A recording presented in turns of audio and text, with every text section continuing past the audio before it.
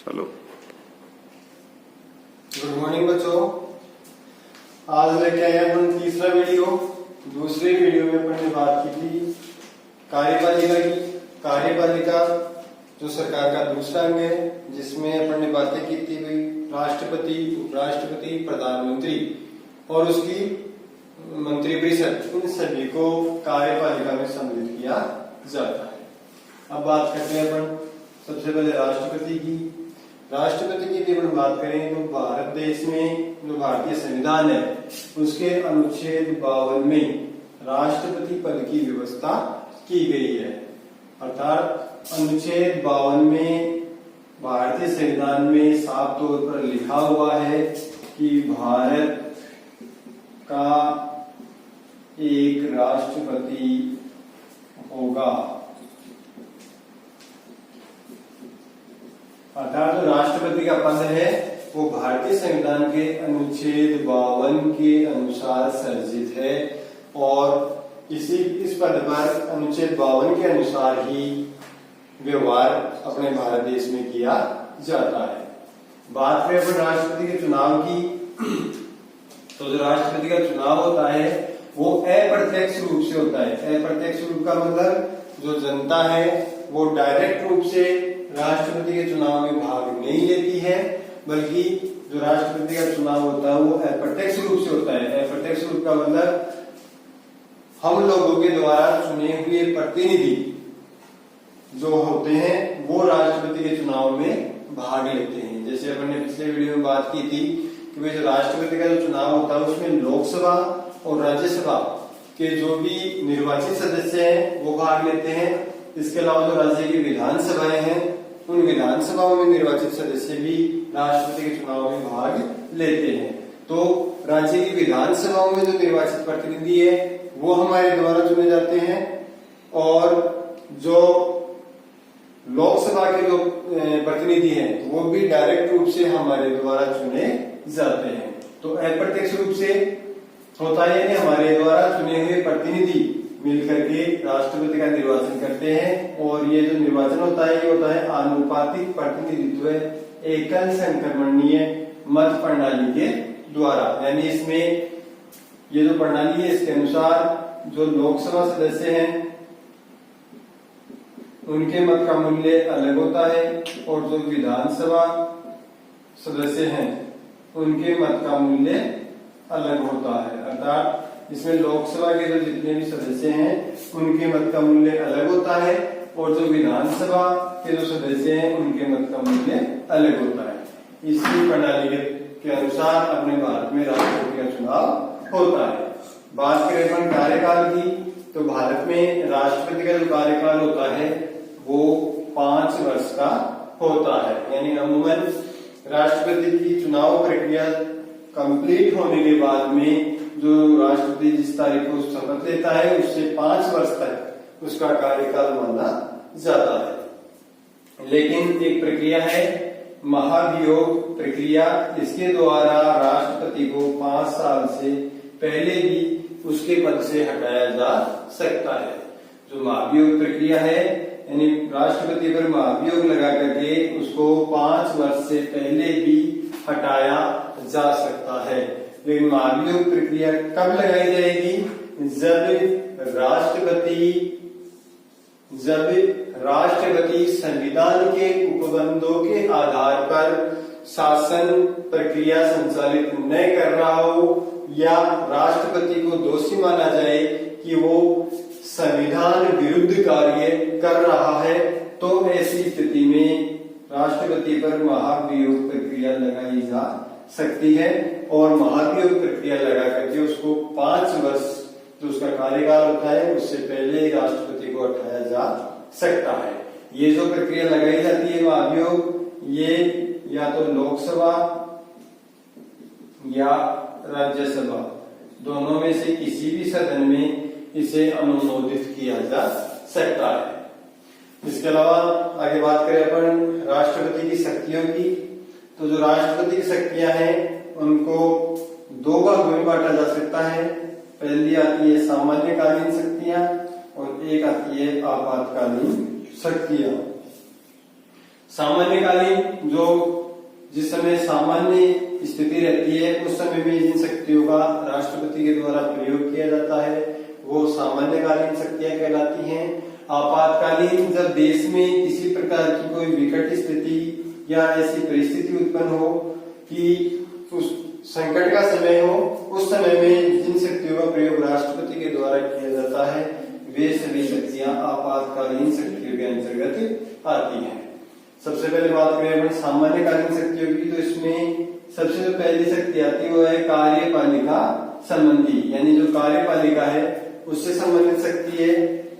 कार्यपालिका से संबंधित मतलब राष्ट्रपति के द्वारा अनेक व्यक्तियों की नियुक्ति की जाती है, जिनमें भारत में महालेखा परीक्षक है, भारत का जो महान्यायवादी है, इन सब की नियुक्ति, विदेशों में राजदूत है,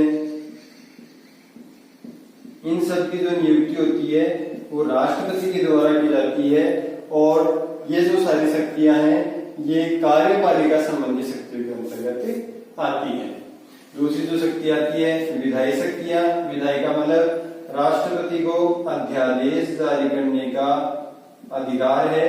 इसके अलावा अध्यादेश का मतलब होता है एक तरह से कानून, कि जब संसद का सत्र नहीं चल रहा हो उस समय में राष्ट्रपति के द्वारा अध्यादेश जारी किया जा सकता है, जो संपूर्ण देश में एक कानून की तरह कार्य करता है। जब तक कि संसद का सत्र दोबारा से प्रारंभ न हो तब तक वो अध्यादेश मान्य होता है। तो ये सब विधायी शक्तियों के अंतर्गत आता है। इसके अलावा बात करें वित्तीय शक्तियां, तो वित्तीय शक्तियों में राष्ट्रपति जो है वो संपूर्ण जो देश का बजट है उसे प्रस्तुत करवाने के लिए कह सकता है। इसके अलावा जो भी आय और व्यय से संबंधित लेखा जोखा है उसकी संपूर्ण जानकारी राष्ट्रपति के द्वारा प्राप्त की जा सकती है या राष्ट्रपति के द्वारा मांगी जा सकती है। और ऐसी कोई भी जानकारी जो राष्ट्रपति के द्वारा मांगी जा रही है वो राष्ट्रपति को तुरंत उस विषय की जानकारी देनी होती है। यह है राष्ट्रपति की वित्तीय शक्तियों में। इसके अलावा बात करें तो न्यायिक शक्तियां आती हैं। न्यायिक शक्तियों की यदि बात करें तो इसमें जो सबसे महत्वपूर्ण शक्ति है वो है क्षमादान शक्ति, यानी राष्ट्रपति अपने देश में राष्ट्रपति को ये शक्ति प्राप्त है। इसमें राष्ट्रपति के द्वारा किसी भी प्रकार का कोई अपराध किए व्यक्ति को क्षमादान करने की शक्ति राष्ट्रपति को प्राप्त है। यानी कोई भी अपराधी है उसे राष्ट्रपति के द्वारा क्षमादान दिया जा सकता है, उसकी सजा को कम किया जा सकता है या राष्ट्रपति के द्वारा उसकी सजा को स्थगित किया जा सकता है। ये सब जो शक्तियां हैं ये न्यायिक शक्तियों के अंतर्गत आती है, जो कि अपने देश में राष्ट्रपति को प्राप्त है। ये थी राष्ट्रपति की सामान्यकालीन शक्तियां। अब आगे बात करते हैं अपन आपातकालीन शक्तियों की। तो आपातकालीन जो शक्तियां हैं उनमें मुख्य रूप से 3 शक्तियां राष्ट्रपति को प्राप्त हैं। और उन 3 शक्तियों में जो पहली शक्ति है वो है युद्ध, बाहरी आक्रमण व सशस्त्र विद्रोह की स्थिति में, कि जब भी भारत देश का किसी अन्य देश के साथ में युद्ध चल रहा हो या किसी दूसरे देश ने भारत देश पर आक्रमण कर दिया हो या सशस्त्र विद्रोह है कि अपने भारत देश में ही इन्हीं 2 समुदायों में सशस्त्र विद्रोह की स्थिति उत्पन्न हो गई हो, अर्थात देश में कहीं भी गृह युद्ध की स्थिति बन गई हो, तो देश में राष्ट्रपति शासन लागू किया जा सकता है। और ये जो बात है ये इसमें लिखी हुई है अनुच्छेद 352 में, यानी अनुच्छेद 352 में राष्ट्रपति को यह अधिकार दिया गया है कि भारत का किसी के साथ युद्ध हो रहा हो, किसी बाहरी देश ने भारत पर आक्रमण कर दिया हो या देश में गृह युद्ध की स्थिति हो, अर्थात 2 समुदायों में विद्रोह की स्थिति उत्पन्न हो गई हो, तो ऐसी स्थिति में अनुच्छेद 352 के आधार पर राष्ट्रपति शासन संपूर्ण देश में या किसी एक राज्य में लागू किया जा सकता है। ये थी पहली आपातकालीन शक्ति। दूसरी आपातकालीन जो शक्ति है उसकी बात करें तो वो है राज्य की संवैधानिक व्यवस्था असफल होने पर, यानी यदि राष्ट्रपति को ऐसा विदित हो कि किसी राज्य के द्वारा, कोई भी राज्य हो सकता है उसमें, किसी भी राज्य के द्वारा वहां का जो शासन है वो संवैधानिक तौर पर यदि नहीं चलाया जा रहा है तो वहां पर उस राज्य में राष्ट्रपति शासन लागू किया जा सकता है। और ये जो शक्ति राष्ट्रपति को प्राप्त है, ये शक्ति अनुच्छेद 356 के आधार पर प्राप्त है।